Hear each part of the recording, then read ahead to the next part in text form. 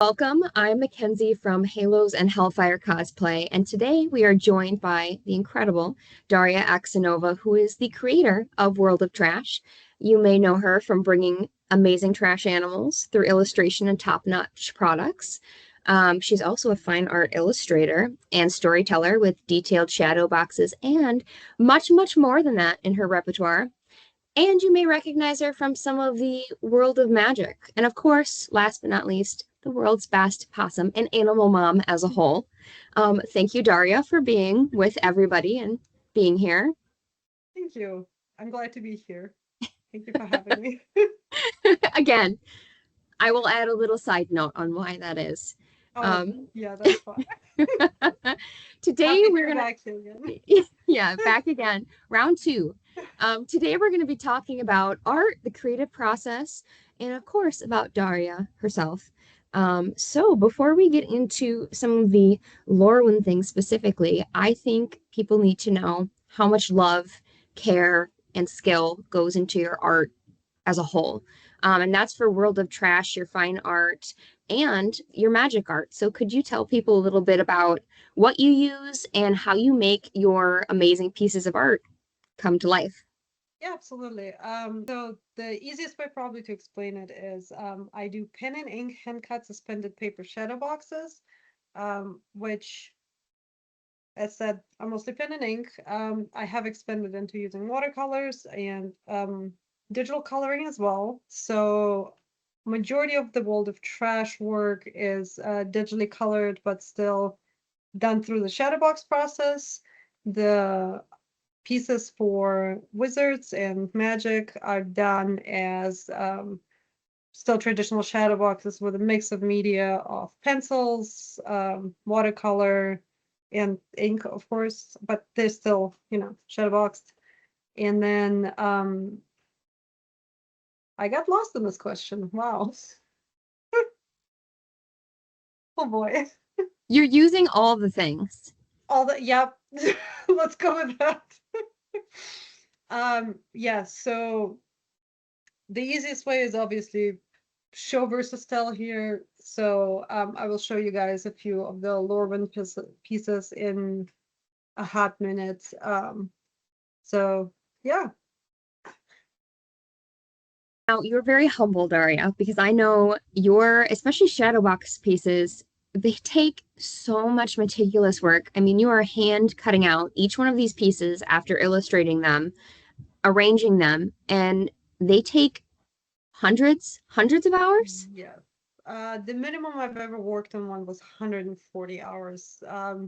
Usually they go into heavy hundreds to thousands, depending on piece. Yeah, it's been a journey.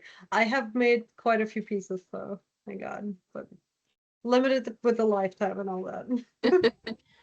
This is definitely not a medium for artists faint of heart. It takes so much dedication and time. What Dude. got you into shadow box art? Obsessiveness helped, obviously, but the very first one I did because I spilled ink on a piece that I was doing for a small gallery opening here in town. And as usual, sadly, I did it less more than last minute, and right the night before I was about to finish it up, and I spilled ink about over half the piece, and I generally didn't have time to redo it. It was a sanity to at that point. So I cut out pieces from it, redid the parts that needed to be redone, and then as I was about to glue them together, um, it looked very interesting to me with throwing a shadow. So I'm like, screw it. It's the middle of the night anyway. Let's cut it up and see what happens. So I cut the whole piece up and suspended it and then put it in the show. And that was the very first shadow box. Do you have a favorite piece of art, whether that's one world of trash or another world of your art world? Do you have a favorite? Yes and no. I'm having the most fun working on World of Trash stuff because it's just unhinged humor and fun and half the time that I'm actually inking them, I'm laughing slightly maniacally from time to time in my little corner. And then from my black and white pieces, I would say it's probably Unrequited Sorrow because it's close to the heart. Um, but I also never know what's the next thing I'm going to be working on. So it's the piece that I haven't done yet. I love it. Mystery. It keeps us guessing. Speaking of all this time on the art and spilling ink all over the project, how do you know when a piece of yours is actually done? Because I know you love things to be perfect and incredible. How do you walk away and say, yes, this is it? It's probably a deadline. Sadly, I have before shipped unfinished pieces too, where I'm just like, it's fine enough. Nobody will know. The only person that knows is me. Um, but there's not a point at which you stop nood or at least I can stop noodling on something. There's always something to do better because 100 hours ago, this thorn I drew was far less quality than the thorn I drew 100 hours later. So, yeah, you can literally get yourself in an endless loop. I've done and redone quite a few layers before, which is not a fun cycle to get into. But yeah, deadlines is probably the main thing. It's like get it done, get it going, because done is better than perfect, and I do have to remind myself of that. Is there a part of your creative process that you think people would be surprised to find out? Um, it's very wet. So, sorry, this is hilarious. Like out of context, it's just very wet all the time. So to get the the paper to stay completely flat throughout the years that it's going to be presented as, right, as a piece of art, because I want them to outlast me as much as possible. I have to equalize the moisture on the front and the back of the paper, and for that, I have to actually basically put them in a bath. And it it usually happens in a bunch of baking trays that I specifically reserved for it because they're covered in ink at this point. I just drown them in for at least 5 to 10 minutes. Slightly wet You have process. one for the drowning the paper and the other for baking cookies. Yeah, obviously. The two sides. Just don't, you know.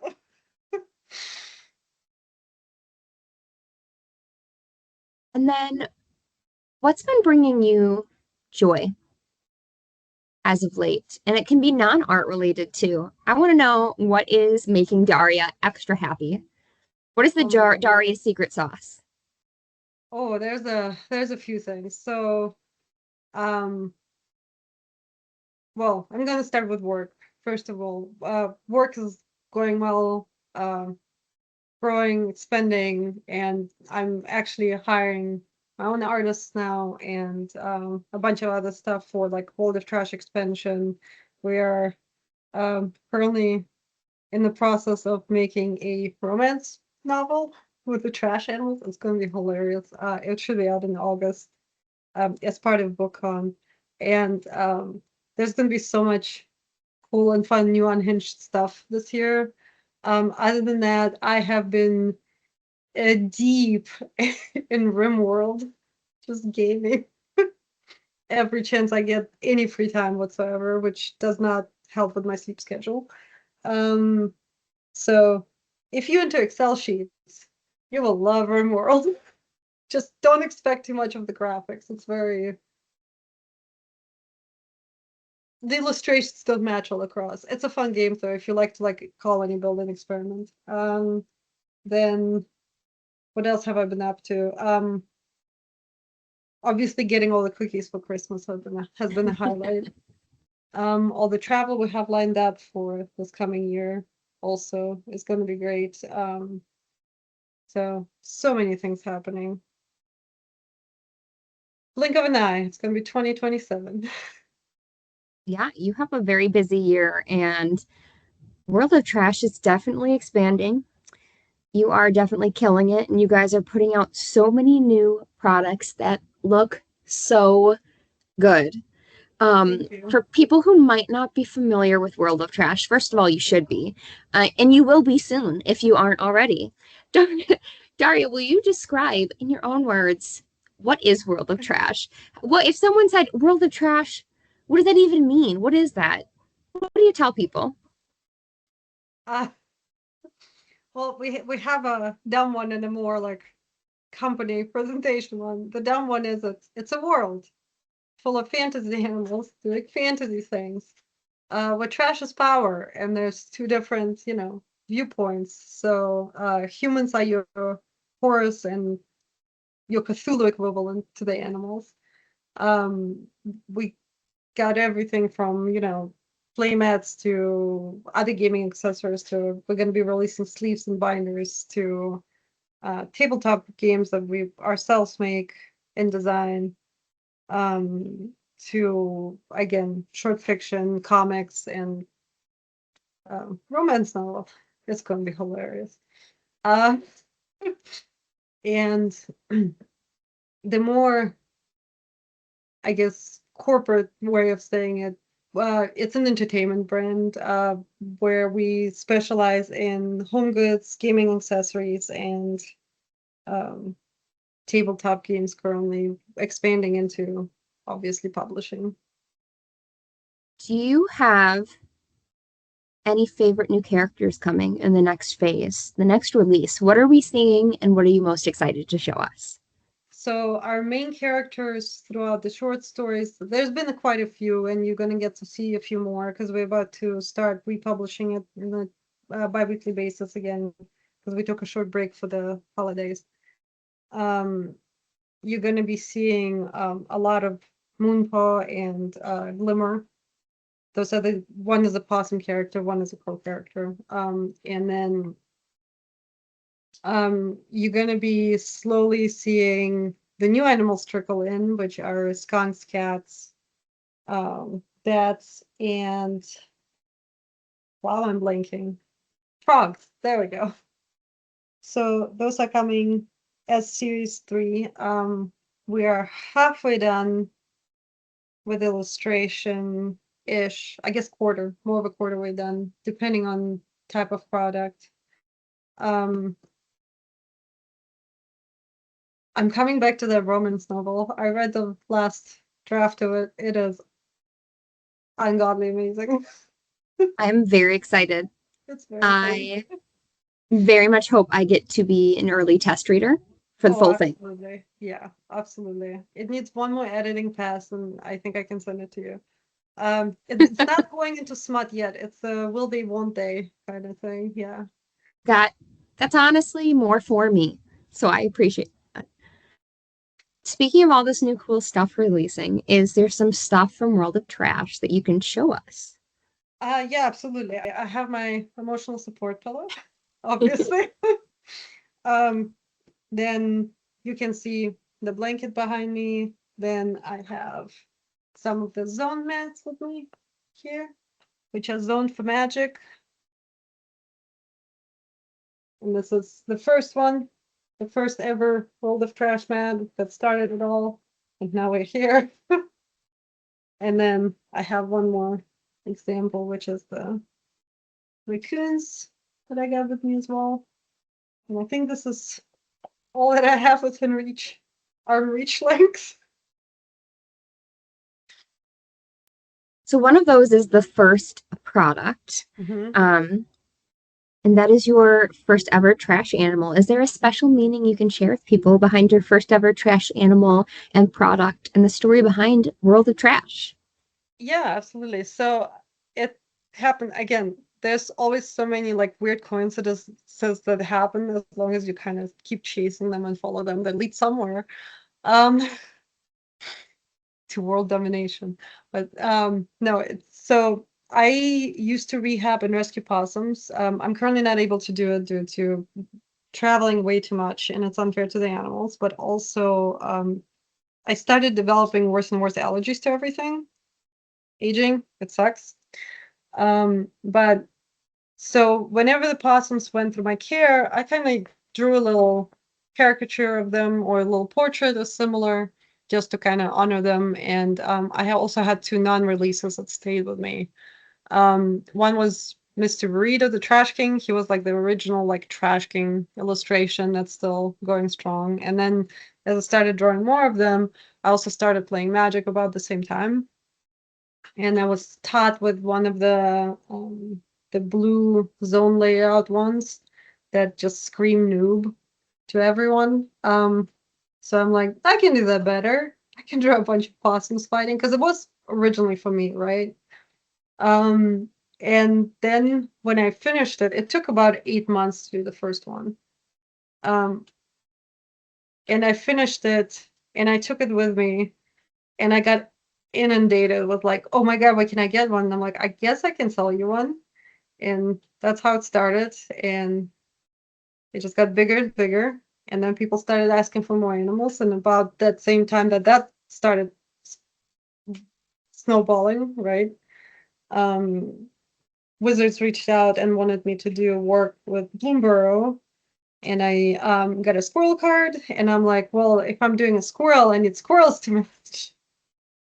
So Squirrel Math was born. And then I somehow was not a fun time. I do not recommend. Squished in 3 more mats within a 6 month span to release at Gen Con together with Bloomborough. I think that cost me some brain. Just the stress of the deadlines there. Yep. But yeah, that's the story of World of Trash. Ta-da. I love it. And I can see so much parallel between World of Trash and Bloomborough as a whole. I feel like they should be combined. I feel like they should live together. Is Yep. there a character from your universe you'd love to see in the Magic universe, or vice versa in the Magic universe that comes to World of Trash? How would you see this vision, Daria? Because we all want it to happen, and if you'd like it to happen, you know who to petition to. I'm not Okay. saying who, but you know, and it could happen in the future if you petition. So find those people and make it happen. I'm trying. I'm not being heard yet, but maybe you will With enough emails, with enough anything is emails. possible. So we have these two Um, beautiful worlds. How would you mesh them? What vision? Who's going where? they did kind of with Bloomberg already, where the planeswalkers basically turned into animals, which you could continue with that theme, right? Which it would be quite hilarious to, take Mrs. Bumbleflower and shove her into our cultists, rabbits, because it fits very well. She's basically that with her politics. Then yeah, no, that would be pretty good crossover. So the other, like basically make trashified. It's a wrong word. I'm struggling here a little bit. Um, I love Trashified. Let's trashify the magic universe. Trashified versions of the planeswalkers and or commanders. That would be a lot of fun to do. Then of course I'm still upset. I still play Bello because all I have to do is turn my card sideways and basically plays itself. Um, the marketing copy on the packaging said "Make trash through Smash," and they had junk tokens, and the Fallout said before that. Why is there no trash tokens? I was expecting trash tokens. World of Trash, trash tokens. Yeah. If you'd like to see this, you know who to send emails to. It's meant to be. Why? What? Won't say anything, but why people who are in charge? Is this not a thing? Make it happen, I know, right? fans.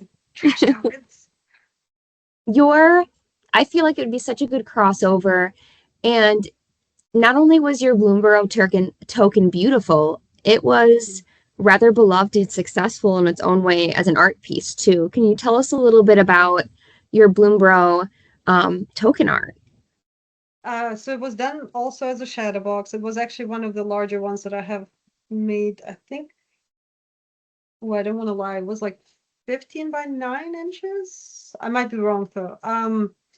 but I actually used 24 karat gold to gild the armor of the squirrel because it seemed fitting to me. And also I didn't want to paint the gold. I don't know, just use real gold. So I took it around with me to quite a few events up, like when Bloomberg launched in August, because it launched right at Gen Con too. And the design team, the art director team and the game design team actually borrowed it for a few panels that they were holding. So it got some exposure there. But it traveled with me and got seen by quite a few people, which the funniest part was because there's such a strong market for the Shadowbox cards that people do, which are fabulous, by the way. I have a few myself.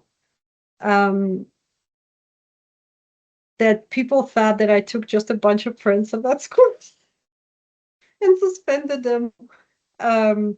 So I had to, at some point, I grabbed a crappy piece of cardboard and scribbled the Bloomberg logo with like whatever Sharpies I had on hand to make sure it says official Bloomberg magic card. That helped a little bit because nobody was recognizing it as 3D piece because again, it's a photograph on a flat card. So yeah, but that was a fun adventure to have.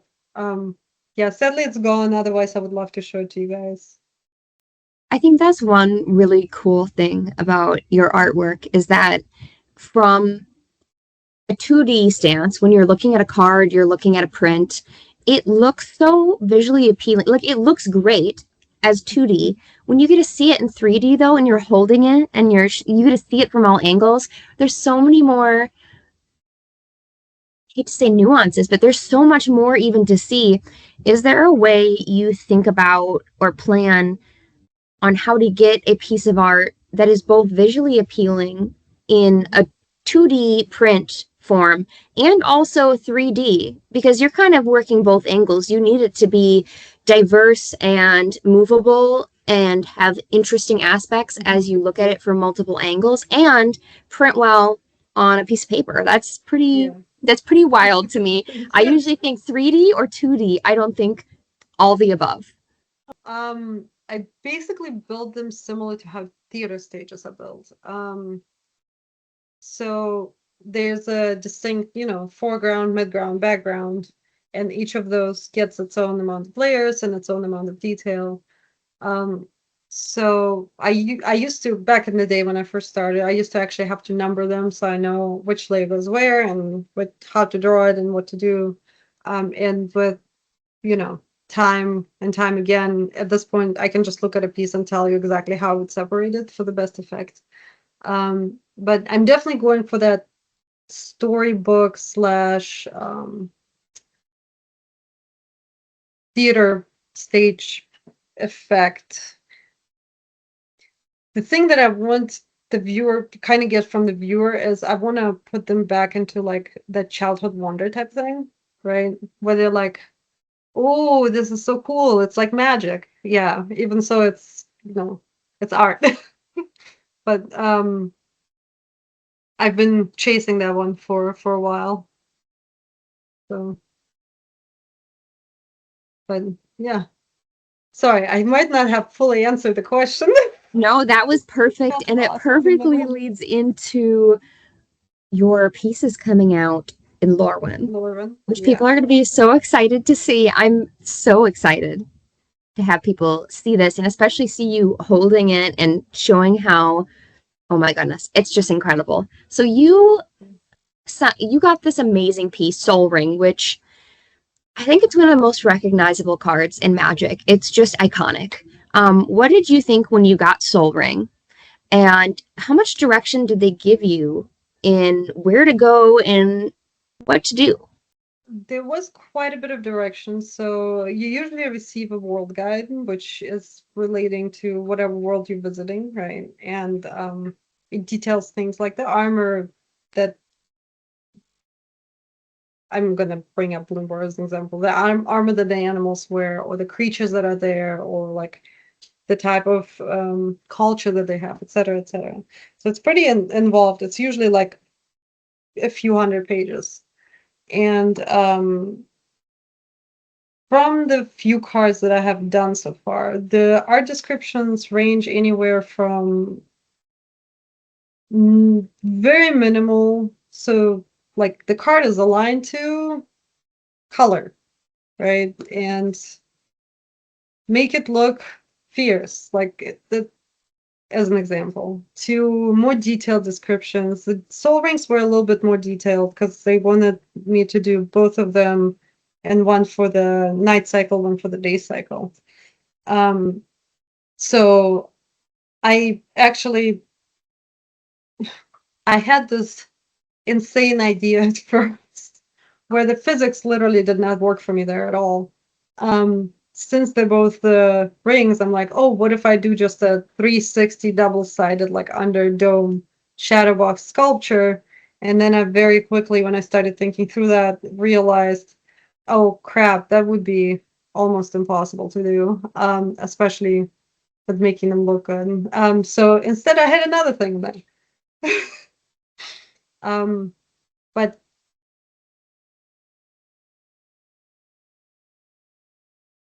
I'm trying to remember if they mentioned that it was a soul ring. I think so.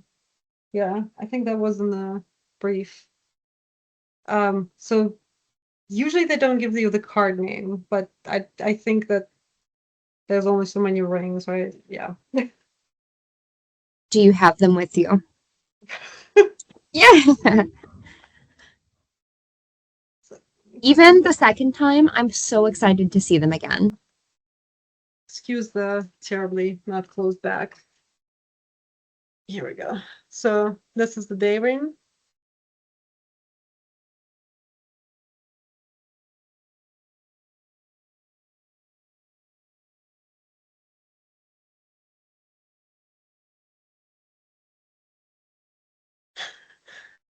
Pan, tilt. I love the tilt though, because you get to see it from so many different angles. It's Thank gorgeous. you. Oh my God, thank you. And this is the night one. So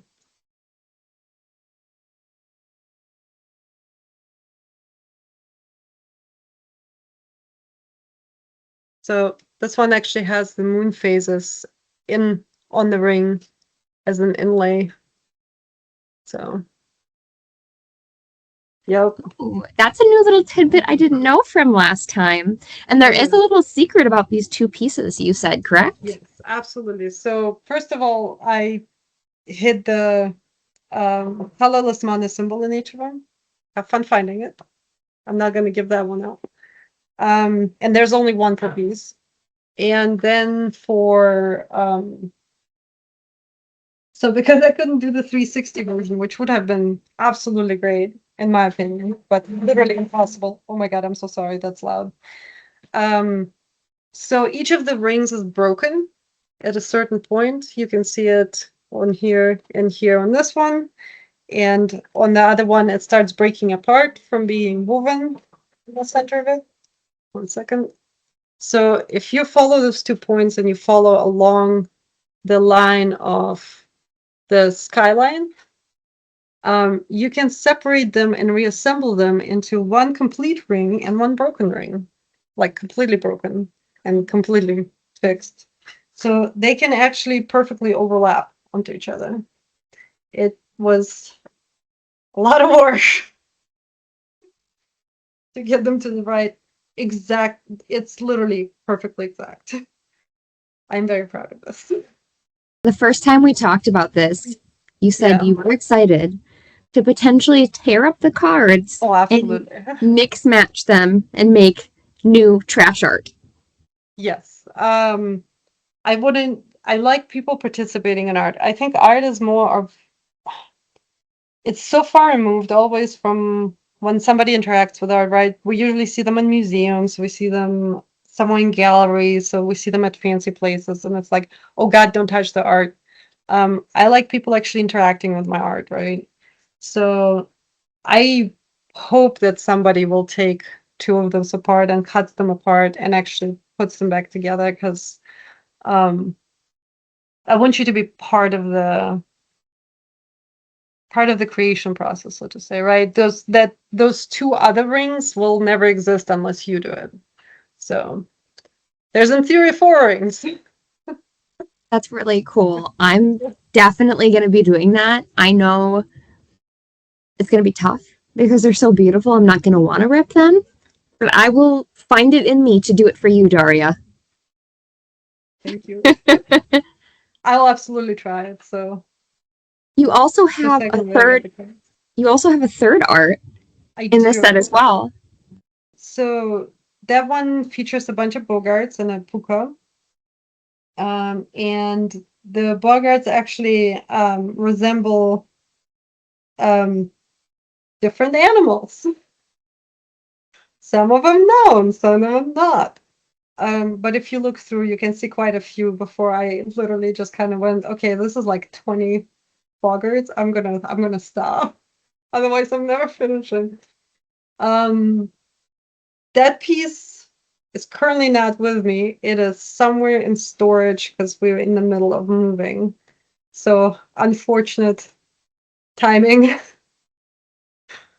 Yep. But that one was a lot of fun as well. Um, I got to draw a lot of hair. That's my happy place. You have such a diversified portfolio. Is there any other art pieces in general or magic cards you would like to magic art you would like to bring to life?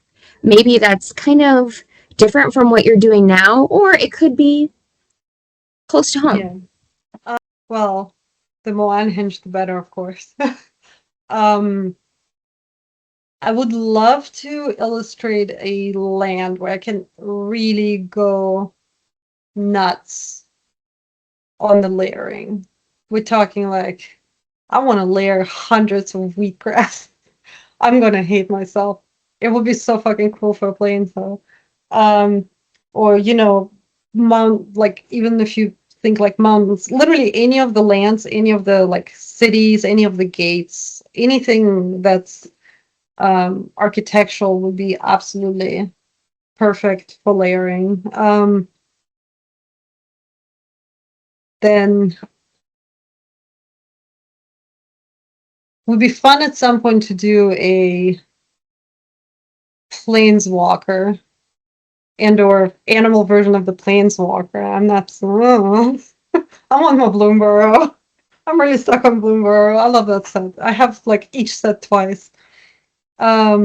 Each of the decks and everything from there. One to use and one to keep. So, more animals. I need more animals. Um, but yeah, anything that's layerable works so freaking well. Would love to work on other items as well. That was fun. The soul rings were genuinely fun to work on. So What's next for Daria? What would you want people to know that we haven't discussed thus far? The more you know. the more you know. Is there Um, anything we didn't discuss today that you would love people to know about you, your art, your brands, your oh creative god. voice? I went from like being hoity-toity creative voice to from like, oh, I do art to more like I can draw, and if I want to draw a farting pigeon, I'm gonna do a farting pigeon. What is the skill good for, right? Otherwise, than bringing unhinged ideas to life. Hmm. I don't know. I think we mentioned the majority of it. It will be the new releases that are coming out are fun. We've been working for forever on a deck builder that's coming out. That's been a little love child that I'm perfecting currently, which was supposed to release last year, but life, and I'm one person. Um, then doing a deck playing cards because I've been into playing cards lately. Binders, of course, so I can have my possum collection. I'm very Um, excited for those sleeves too. oh, The this art is on those yeah. looks so good. I don't know if that's a Thank secret. you. It's not. I've been actually showing it to people as much as I can. I literally just finished with all the rendering. I have to run it through one more process and then it will be basically good to go. But here's one of the, examples of it. So, Looks so and good. thank you. And I found a manufacturer as well that can do the proper texture and make them so they don't come off when you shuffle and don't rip and don't weirder. So, yeah, if I think from this interview, at this point, I'm a bit of a perfectionist, so everything goes through so many processes until it's just right. Um, if you down to read stories like you as a viewer, newsletter sign up is probably the best way because I send them out to the newsletter. Yeah, I can't think of anything else. What is the best way for people who are super interested in you, your art, all things World of Trash? Where do they go? How do they get more? Where are they seeing you this year? Where do they follow you? So social media has been a little more challenging in the last few years than usual. I don't know what the heck all of the companies are doing, but it's been weird. So I've been posting less and less there. My main reach out point, I think, currently is literally the newsletter. Um, but otherwise, I have an account, I think, on each single one of them. Just look up for Daria Aksenova Art and or Aksenova Art, and you'll find me. And I post World of Trash stuff on that too, because separating the two it's a lot of work. I'm just not there yet. um, when it comes to conventions, I'm gonna be hopefully at every MagicCon, crossing my fingers. And then Gen Con is already confirmed. Then Dragon Con. Um, there's a few international ones that are coming up, and smaller events like MegFest. Well, it's not a small event, but compared to Gen Con. And a few anime cons. Oh, Oddities and Curiosities. That is a fun place to be. Highly recommend. I spend way too much money there. I make money and I spend money, so I go home. There's just more stuff. That's not my stuff. It's great. Decorated half the house now. The things I've seen there, I want to buy all of it. Oh my Everything. god. It's All so the good. things. There's one vendor, she makes titty animals that are little like owls, squirrels, etc. But they have human titties. So good. Absolutely adore it. She got also mugs and stuff. And one artist there does like burlesque mice as a taxidermy. Oh my god, they're great. All of it. It's so good. Highly recommend. I'm so sorry for your wallet ahead of that. It's very good. I'm worried for my wallet too. I'm gonna have to take on a sixth job to just Oh no. between all the binders I'm gonna be purchasing from you and all the things from the Oddities convention and all the Magicons and the Lorwyn set coming up Oh god. soon. Yeah. It's bad. Yeah, It's gonna be bad but good. So yeah, good. my So wallet's bad, so gonna good. suffer too. I need to pre-order some of the Lorwyn stuff. I know we pre-ordered some, but just like with Bloomberg, I want to double copy at least the Commander decks. So want to keep one to play. I am so excited to open up your cards. It's gonna be very exciting. I think a lot of people are just gonna love your art, and I hope so. if you're already a Daria fan, you're just going to love it even more. And if you don't know Daria yet, you're all going to, and you're all going to love her. And it's going to be great. And then we'll see you at the amazing World of Trash booth Yes. at the upcoming conventions, which brings people a lot of joy. I have been on both sides of the booth, and there are so many smiles and so many people who connect with trash animals. I have favorites. You have favorites. I love the crow. The crow sings to my soul. Yes. Do you have any unhinged stories from the World of Trash booth? From the booth directly. Mhm. Oh, let's see. Oh, I had someone bring taxidermied raccoon with them to outfit the raccoon in a raccoon blanket and a pillow so the raccoon is comfortable. It was glorious. I think I will never relive a moment as high as that. It was one of the ones that's like drinking beer, like a can of beer, right? So that was great. Obviously, anytime anybody emotionally connects to the work, it's absolutely glorious. It's a bit of an addicting feeling, I'm not gonna lie. But do you have any other stories that just don't involve tears, usually from me? That's gonna be a little harder. Um,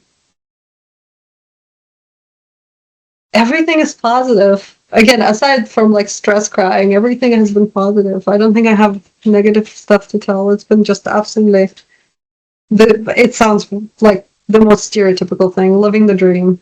An exhausting dream, but it's a dream anyway. But since you mentioned crows, I'm gonna pop it right up. Here we go. Upcoming crow sleeves. I love them. Little monsters. I want all of them. They're so beautiful. Thank you. Oh, crow friends. Hell yeah.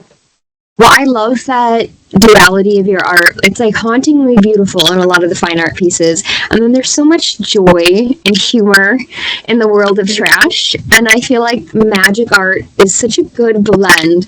You get these beautiful shadow boxes, but these beautiful, like fun animal characters. And now, even more beautiful art with the soul rings and mystery named piece number 3.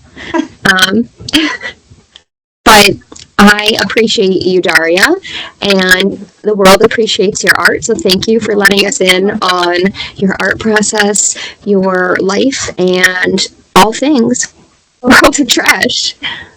Appreciate you. Thank you so much. I appreciate all the kind words. Go out and buy all the things from Daria. Follow her on all social medias. And remember to send in those emails because you want those things to happen. I want those things to happen. Let's make them happen, people. Have a good night or day or morning or whenever you're watching this video. And enjoy the new upcoming Lorwyn set. Hell yeah. Thank you.